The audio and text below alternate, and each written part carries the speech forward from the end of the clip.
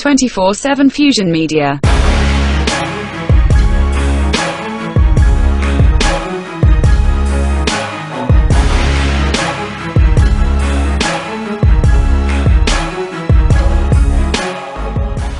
Hey, what's up? It's your boy, 24/7 here with 24/7 Fusion Media. And James Gunn just dropped a bit of information about the Superman trailer that's supposed to be releasing in the next few months, along with his updates on Supergirl, the Lanterns, and the DCU Continuity. So let's see what's going on with this, and that way we could figure out what's being said here. The filmmaker started by promising that Superman star David Cornsworth is going to blow people the fuck away. Gunn added, "He's the best physical action star I probably ever worked with. Rachel Brosnahan, people are gonna die for her as well." So it's funny how he says that. So basically, out of everybody that James Gunn has ever worked with in Hollywood, he's claiming that David Cornsworth is the best physical action star that he's ever worked with. That has yet to be seen. I think he's reaching on that one. He says, as far as when we'll get a sneak peek in the coming months, the DC Studios co-CEO noted, there are no trailers yet. It won't be too long, but it won't be too soon. Well, I guess he's leaving everybody in a state of not really knowing what that really means, but I mean, it is what it is. That's how he talks.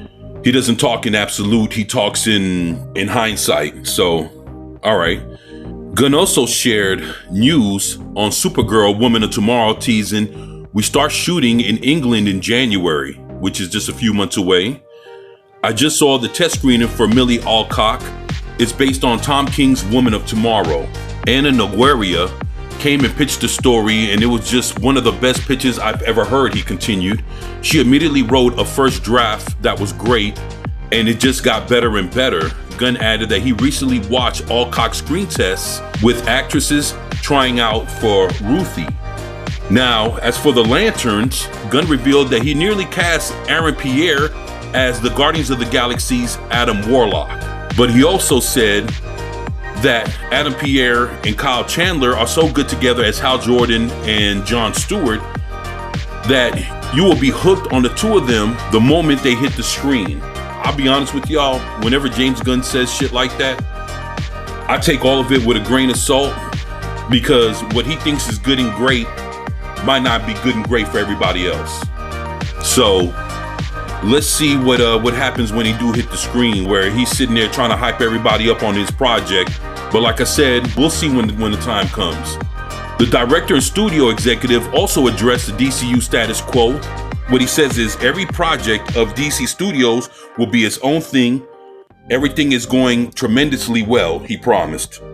Superman, Supergirl, Lanterns, they are a part of this cinematic universe, but every one of those things will be very differently aesthetically. Gunn added, we learned that other things that have happened in the past in other media have still happened.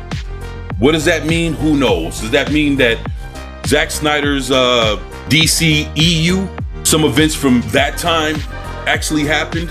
Or is he basically pertaining to the Suicide Squad that he directed, along with Peacemaker Season 1?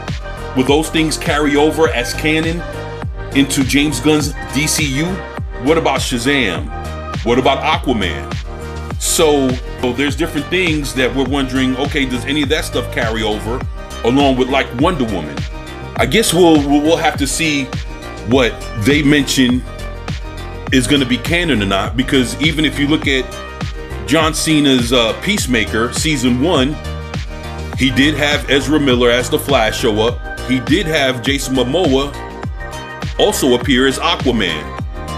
So again, is that canon? Isn't it canon?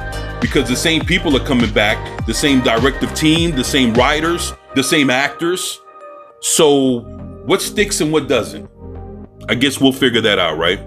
Says there are references to things that happened in the past, and those references then become canon in the DCU because we mentioned them.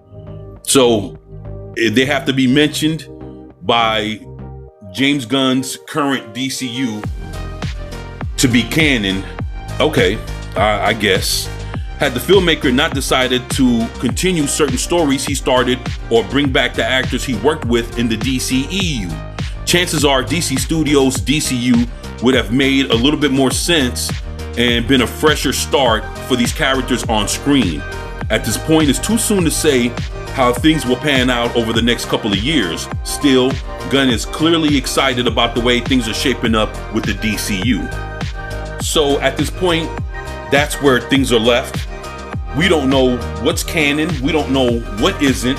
From Zack Snyder's DCU to James Gunn's DCU, we don't know what's going on. We don't know what sticks and what doesn't. It's going to be interesting to see how the chips fall within the next year or two, especially when Creature Commandos drop over here in December, if I'm not mistaken, especially when James Gunn's Superman drops over in June, July of 2025. And then you have Peacemaker, you have Waller, you have the Lanterns, you have Supergirl. We don't know what sticks and what doesn't, but hopefully we'll get more clarity as things roll along. Me, I'm a little confused because James Gunn doesn't really clarify anything by saying these things. He's just saying, oh, well, this person's a great actor. This actress had great test screenings. Things aren't canon unless we say that they're canon, you know, from the DCEU to the DCU.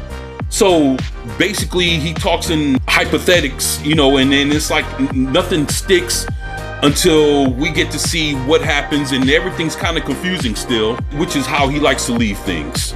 Because every time he does an interview or he talks to someone, we're just as confused after he does his interviews as we were before he does his interviews. So what does it really clear up? Nothing at all. You know, it just seems to sound like he just dances around shit and nothing's ever really clear as to how it happens and why it's happening. But that's my take. That's how I feel. You guys, let me know what you think about this in the comment section below. And as always, it's your boy 24/7 here with 24/7 Fusion Media, and I'm out. Peace.